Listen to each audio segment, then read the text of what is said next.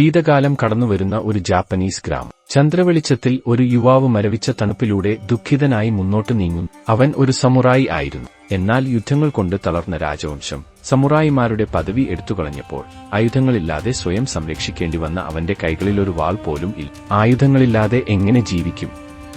അതിന് മറുപടി തേടിയായിരുന്നു അവന്റെ യാത്ര. കരാട്ടെ എന്നത് ഒരു യുദ്ധകല മാത്രമല്ല, അതൊരു ജീവിതശൈലിയാണ്. ജപ്പാനിലെ ഒക്കിനാവ ദ്വീപിലാണ് ഈ അതുല്യ കലയുടെ തുടക്കം. ഒക്കിനാവയിലെ തദ്ദേശീയ യുദ്ധകലകളുടെ സമ്പന്നമായ പൈതൃകം ചൈനീസ് കുംഫുവിന്റെ സ്വാധീനത്തോടെയാണ് വളർന്നത്. 15 നൂറ്റാണ്ടിൽ ജപ്പാനിൽ ആയുധങ്ങൾ ഉപയോഗിക്കുന്നത് നിരോധിച്ചപ്പോൾ ജനങ്ങൾ സ്വയം രക്ഷയ്ക്ക് പുതിയ മാർഗങ്ങൾ തേടിത്തുടങ്ങി. ഒക്കിനാവയിലെ മത്സ്യത്തൊഴിലാളികൾ, കർഷകർ, വ്യാപാരികൾ എന്നിവരൊക്കെ തങ്ങളുടെ കൈകളിൽ ഉള്ള പണി ആയുധങ്ങൾ ഉപയോഗിച്ച് സ്വയരക്ഷയ്ക്കുള്ള മാർഗങ്ങൾ കണ്ടെത്താൻ ആരംഭിച്ചു. ആ കാലത്ത് നെല്ലും പതിരും വേർതിരിക്കാൻ ഉപയോഗിക്കുന്ന പണി ആയുധമാണ് ഇന്നത്തെ നഞ്ചക്ക് ആയി മാറിയത്. പിന്നീട് അതിപ്രഗത്ഭനായ ഒരു ഷാവോലിൻ കുംഫു മാസ്റ്റർ ഒക്കിനാവയിൽ വരികയും അതുവരെ ചൈനീസ് ആയോധന കല എന്ന പേരിൽ അറിയപ്പെട്ടിരുന്ന ഷവലിൻ കുംഫുവിൽ നിന്ന് ചില ഇഴച്ചുകെട്ടലുകൾ ഒഴിവാക്കി ശക്തമായൊരു ആയോധകലയായി മാറ്റി. പിന്നീട് അത് ലോകത്തിലെ ഏറ്റവും മികച്ചതും ശക്തമായതുമായ ആയോധനകലയായ കരാട്ടെ ആയി പരിണമിച്ചു. കരാട്ടെ എന്ന വാക്കിന് അർത്ഥം ശൂന്യമായ കൈ, അതായത് ആയുധങ്ങളില്ലാതെ പോരാടാനുള്ള ഒരു തന്ത്രം. എല്ലാ ആയോധന കലകളുടെയും തുടക്കം ഇന്ത്യയിൽ നിന്നാണ്.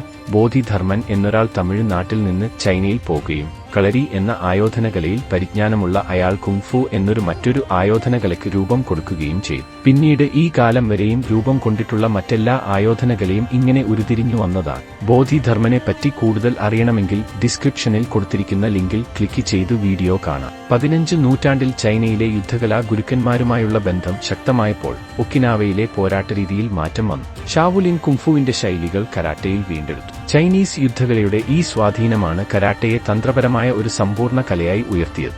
1800കളുടെ അവസാനത്തിൽ കരാട്ടെ പുതിയ ഭാവം കൈക്കൊണ്ടു. ഗിച്ചിൻ ഫുനഗോഷി എന്ന മാസ്റ്ററാണ് കരാട്ടയെ ആധുനികകാലത്ത് വൈജ്ഞാനികവും തത്വചിന്താപരവുമായ കലയായി ഉയർത്തിയത്. അദ്ദേഹം കരാട്ടയെ ജപ്പാനിലെ പ്രധാനപ്പെട്ട യുദ്ധകലകളിലൊന്നായി മാറ്റി. കരാട്ടയിൽ പ്രധാനപ്പെട്ട ശാഖകൾ ഇവയൊക്കെയാണ്: ഷിറ്റോ റിയു, ഷോട്ടോഗാൻ, ഗോജു റിയു. 1940-50 കാലഘട്ടത്തിൽ കരാട്ടെ ലോകമെങ്ങും പ്രചാരം നേടി. ബ്രൂസ് ലീ, ജാക്കി ചാൻ, ജീൻ ക്ലോഡ് വാൻ ഡാം, പാറ്റ് മൊറിറ്റ എന്നിവരുടെ സിനിമകൾ കാരണം കരാട്ടയ്ക്ക് ആഗോള ശ്രദ്ധ ലഭിച്ചു. ഇന്ന് കരാട്ടെ ഒരു സ്പോർട്സായും ആത്മനിയന്ത്രണത്തിനുള്ള മാർഗമായും വളരുകയാണ്. കരാട്ടെ വെറും പോരാട്ടമല്ല, അതിന്റെ പ്രമേയം തികച്ചും വ്യത്യസ്തമാണ്.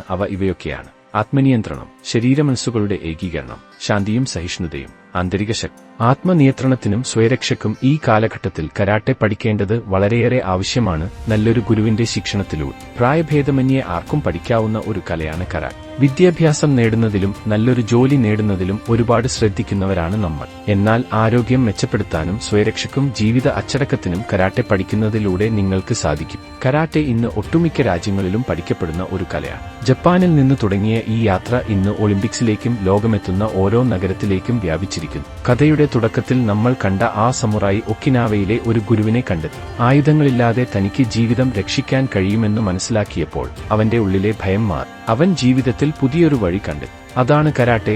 ശരീരവും മനസ്സും ഒരുമിച്ച് കരുത്തുറ്റതാക്കുന്ന ഒരു കല. ഇതേക്കുറിച്ച് നിങ്ങൾക്ക് ഇതിലും കൂടുതലായി അറിയാവുന്ന കാര്യങ്ങൾ ഉണ്ടെങ്കിൽ താഴെ കമന്റ് ചെയ്യാൻ മറക്കരുത്. വീഡിയോ ഇഷ്ടമായെങ്കിൽ ഷെയർ ചെയ്യുക, ലൈക്ക് ചെയ്യുക.